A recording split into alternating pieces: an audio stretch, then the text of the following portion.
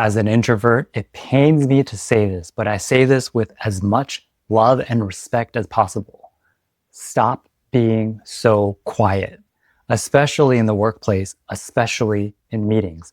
Your silence is sending signals to managers and leaders and everyone around you that you are timid, that you're a pushover. These are all unfair and probably not true observations and opinions, but these opinions are going to be very real and they will become your self-brand if you're not aware of it and if you don't do something about it. This is something that I suffered from earlier on in my career also, where I would constantly be the one working hard, very, very capable, very smart, the go-to person for a lot of people. And yet during meetings, especially brainstorming sessions, those were the worst for me. I really, really hated and dreaded brainstorming sessions where I was expected to think out loud. I was expected to think on the spot and to share my thoughts with people because that's just not how I think. That's not how I process information. I'm not an extrovert and I prefer to be introspective. So earlier on, I would get feedback from my managers that I had a lot of thoughts. They wanted to hear more of it. And yet at the same time, when I was in meetings, I was perceived as someone who was very timid. And I was perceived as someone even who was very disengaged from work. But that couldn't be farther from the truth. The reality is, this is one of the 25 unspoken rules.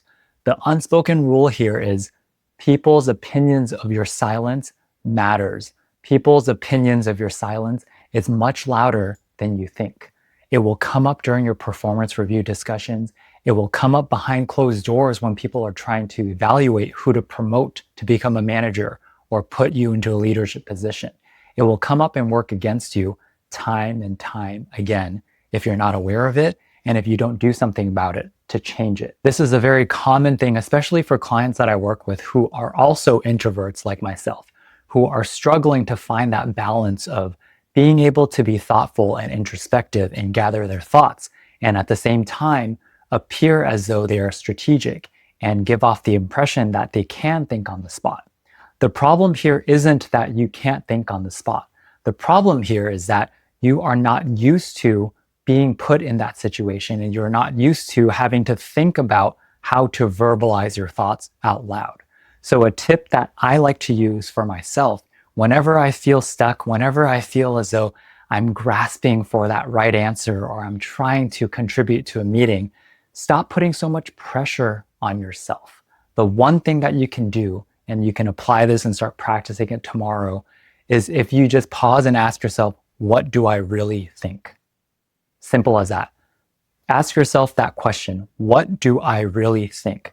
Because again, the problem isn't that you don't have great ideas. The problem isn't that you don't have experience. The problem isn't that you are not capable of doing the job or you're not capable of coming up with new ideas. You probably have a lot of great ideas that you can think of in the shower or when you're by yourself. The thing is, you need to practice bringing that curiosity out even when there are people around you, because it's not doing yourself any good and it's definitely not doing the company and the team any good if you just bottle all of that introspective thinking when you are by yourself. So by asking yourself that one simple question in the moment, what do I really think? That helps to trigger a part of your brain that sparks curiosity and it leans into innovative thinking. Because you already have experience, because you already have the capability and the skills and the background to do the job that you do, all you have to do is just ask yourself that question when you're sitting in that meeting or when you're feeling pressured to contribute. What do I really think? And whatever that thought is, even if it is in a form of question, share it out. Don't be afraid to share your thoughts. Don't be afraid to take up space, because I can almost guarantee you've probably been in a meeting where someone keeps rambling on and talking about this and that, and they say a lot of words, but not a lot of value. So the fact that you ask yourself, what do I really think? That will spark curiosity.